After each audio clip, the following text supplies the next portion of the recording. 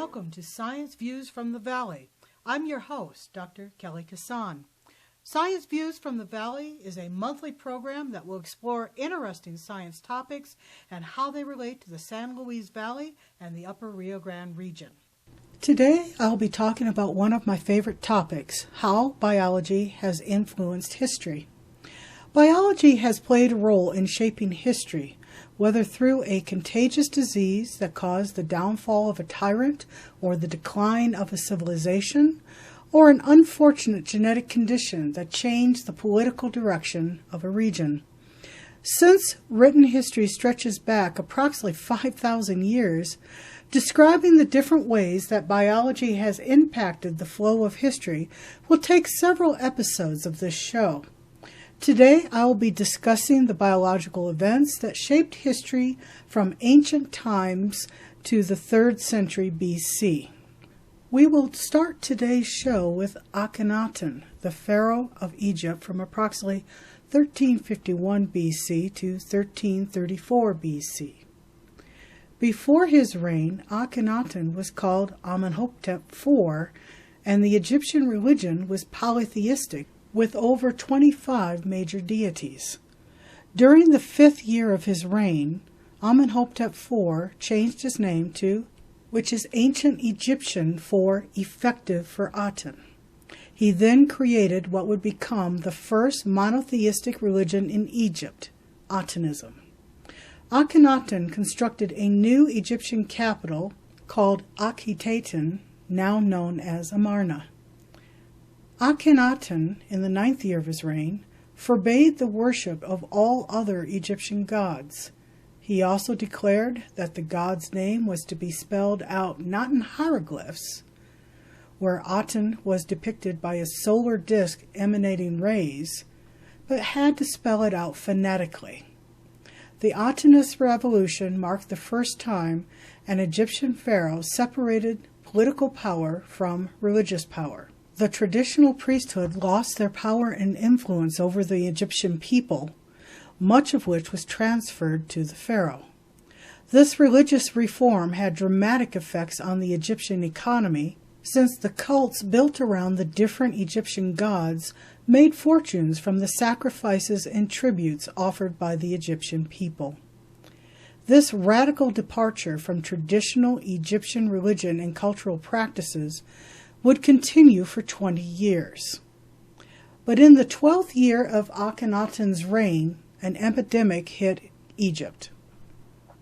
This plague is now believed by modern Egyptologists to have been the Black Plague, which would later cause a horrific pandemic in the mid-12th century, which has been estimated to have killed 20 million people in Europe, almost 1/3 of the human population on Earth at that time. The Black Plague is caused by the bacterium Yersinia pestis, which is carried by fleas.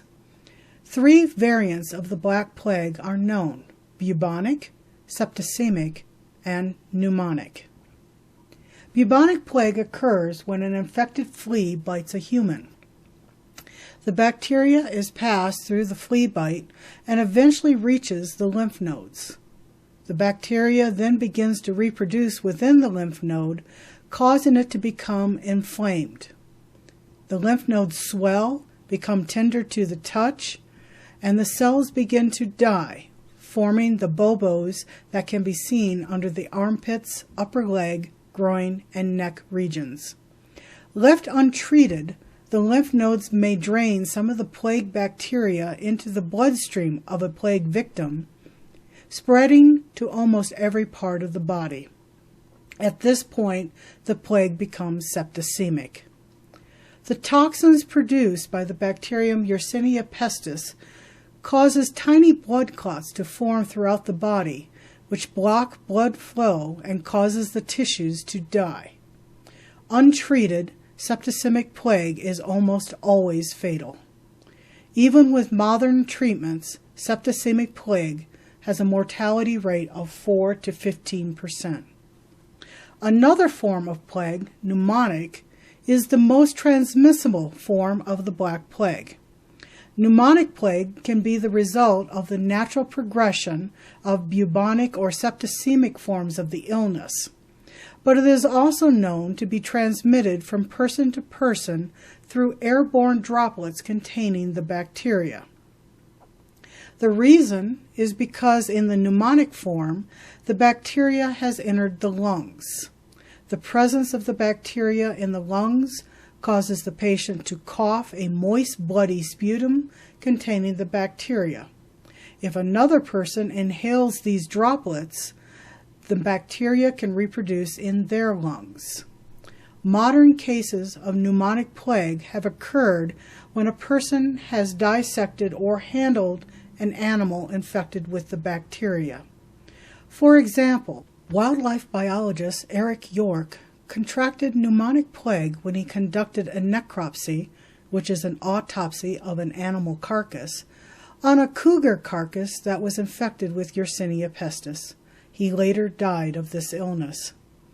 In 2014, a Colorado man was diagnosed with pneumonic plague. A necropsy of his dog, which had died suddenly, revealed that the dog had also died from the Black Plague. 3 other people, who were also exposed to this man's dog, contracted the plague. The plague has been proposed as the reason for a sudden change in Akhenaten's reign. He created 2 co-regents, possibly in the hope of continuing his family's rule and the continued power of Atenism if he should die. Akhenaten did die in the 17th year of his reign. Historians and Egyptologists estimate his age at death to be somewhere between his late 20s to his 40s. Though the exact cause of Akhenaten's death is unknown, the likely cause is the Black Plague.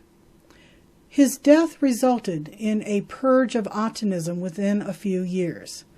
Tutankhamun, who became pharaoh in approximately 3 years, changed his name to Tutankhamun, commonly known as King Tut. This represented the return to Egypt's traditional polytheistic religion. 15 years later, Pharaoh Horemheb came to power and purged all monuments to Akhenaten, including the destruction of Amarna and removing Akhenaten's name from buildings. Most of the temples to Aten were also destroyed. Monotheism would not be seen again until the 5th century BC, when Zoroastrianism and the Second Temple Judaism enters the written history. The Greek philosopher Socrates is considered to be the founder of Western philosophy and arguably the most influential philosopher in history. The Socratic method, the method of hypothesis elimination, is the root of different methods used today, the scientific method and the Socratic questioning used in many forms of psychotherapy. The Socratic method is still used in law and is the basis of critical thinking used in many academic fields. Yet Socrates himself was put on trial for impiety and the corruption of youth in Athens during the 4th century. Socrates' criminal charges were based on his failure to acknowledge the Athenian gods and introducing new deities. Socrates had publicly claimed that he periodically received divine signs, which he called daimonion, which warned him against certain actions. Modern researchers in 2006 published an article associating temporal lobe epilepsy as the cause of Socrates' visitations. But physicians that lived as far back as the 17th century also described Socrates as being an epileptic. Epilepsy is the neurological disorder that can be caused by genetics or brain trauma caused by tumors, strokes, infections, or head trauma.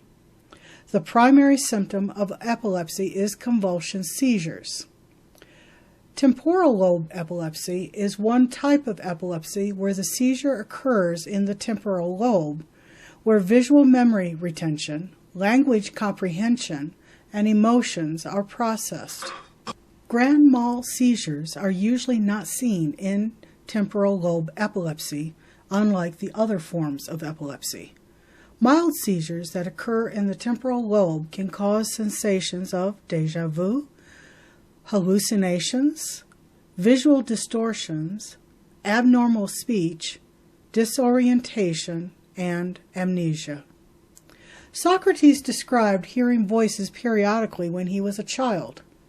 He stated that the voice turned him away from actions that he was about to do. He would later describe these visitations as his prophetic power or spiritual manifestation. His friends would also describe unusual behaviors that Socrates exhibited, including standing motionless, sometimes for hours. Many of these episodes were triggered by actions like speaking, standing up, and walking. Socrates was also described as being confused and amnesiac after these episodes. All of these symptoms are associated with a mild variant of temporal lobe epilepsy. Socrates, in publicly describing his visitations, gained the attention of his accusers, who put him on trial for impiety and the corruption of Athenian youth. Socrates was found guilty and sentenced to death by drinking hemlock, a poisonous plant whose toxin depresses respiratory function, eventually causing death. Did Socrates' epilepsy and the subsequent execution for impiety influence his impact on history? His death resulted in the migration of his students to other regions of Greece and the surrounding regions, where they started their own philosophical schools, spreading Socrates' philosophy. Many of the well-known philosophers in history, Plato, Aristotle, Hegel, Kierkegaard, Strauss, and Popper, were influenced by Socrates' teachings. Alexander the Great is considered by many to be one of history's greatest military commanders. He became the king of Macedon, a Greek kingdom, at the age of 20. He spent almost his entire reign on waging war throughout the Middle East, creating one of the largest empires in history. His empire stretched from Greece to northwest India and included regions now known as Iran, Turkey, Syria, Egypt, Iraq, Albania, and Bulgaria. His military success brought great prosperity to Macedon, helped by the massive spoils of Alexander's conquests. Alexander the Great had planned to invade the Arabian Peninsula, but died at the age of 32 before he could begin his invasion. What killed Alexander in his prime was possibly typhoid fever, which was common in ancient Babylonia, where Alexander died. Historical records of Alexander's illness and death reported that he suffered from chills, sweat, exhaustion, and high fever. He also reportedly suffered from severe abdominal pain, which caused him to cry out in agony.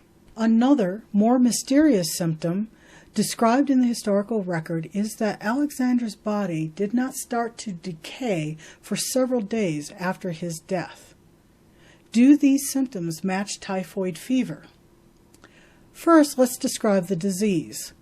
Typhoid fever is caused by an intestinal bacterial pathogen called Salmonella typhi. This bacterial species only infects humans, so it's not carried by other animals. It is spread through contaminated water and poor hygiene. You may have heard of Typhoid Mary, the Irish cook who was an asymptomatic carrier of the bacteria. In Typhoid Mary's case, the bacteria was concentrated in her gallbladder, and the bacteria was shed into her feces as part of the normal digestion process. Consumption of water or food contaminated with this infected fecal matter can result in typhoid fever.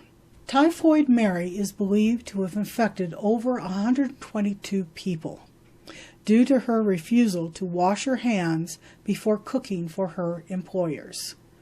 Other well-known people who died from typhoid fever include Wilbur Wright, one of the inventors of the airplane, Austrian composer Franz Schubert, and Prince Albert, the husband of Queen Victoria of England.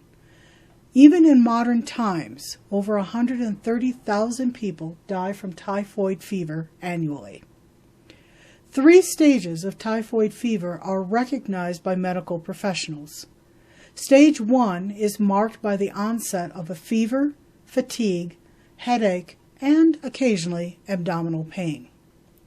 The second stage of typhoid fever involves delirium, a very high fever, a distended abdomen, and abdominal pain. The third stage can result in intestinal hemorrhage, intestinal perforation, respiratory complications, and occasionally ascending paralysis. Ascending paralysis is the result of a neurological complication of typhoid fever, which starts at the feet and moves upwards, paralyzing the muscles and eventually depressing respiration. In Alexander the Great's case, he certainly had the symptoms of the first and second stage of typhoid fever. His severe abdominal pain may have been a result of a perforated intestine, which would then seep infected feces into the abdominal cavity. Ascending paralysis could have resulted in Alexander the Great's companions to think he was dead for several days before he actually died. Alexander's death not only prevented the military invasion of the Arabian Peninsula, it also caused the breakdown of his vast empire. Alexander the Great did not have a legitimate heir at the time of his death. His only son would be born posthumously. Alexander's officers could not agree on who would succeed Alexander as the ruler of Macedon, leading to 40 years of civil war. During this war, both Alexander's half-brother and Alexander's young son would be murdered. The empire he built would eventually be divided into 4 stable regions.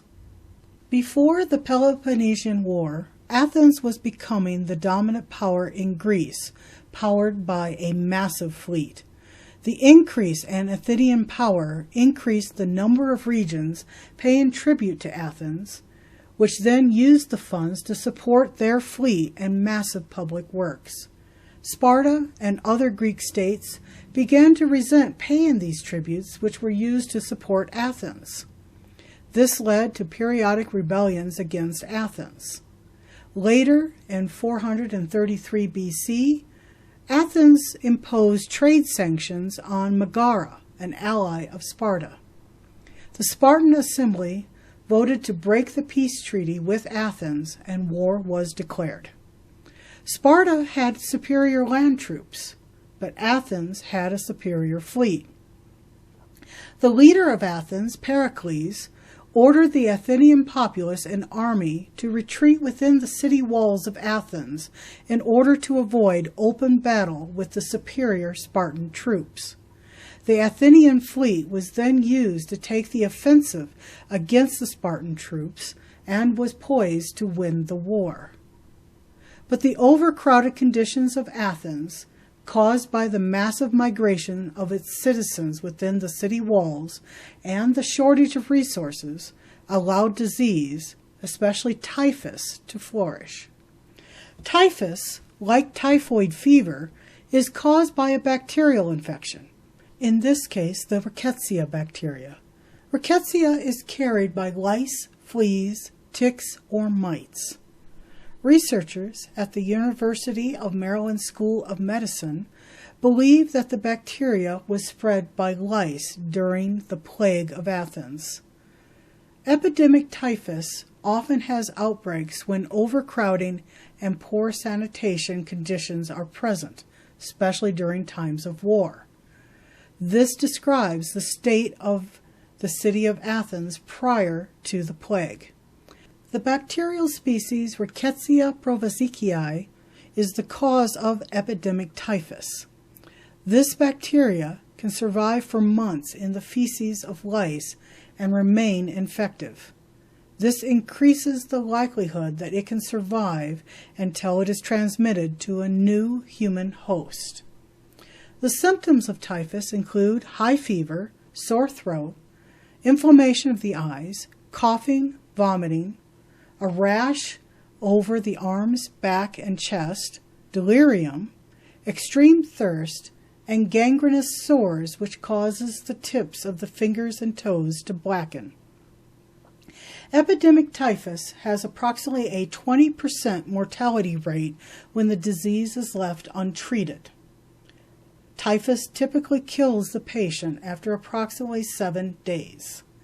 These symptoms match the symptoms of the plague that killed nearly 25% of the Athenian population, including Pericles and both of his sons.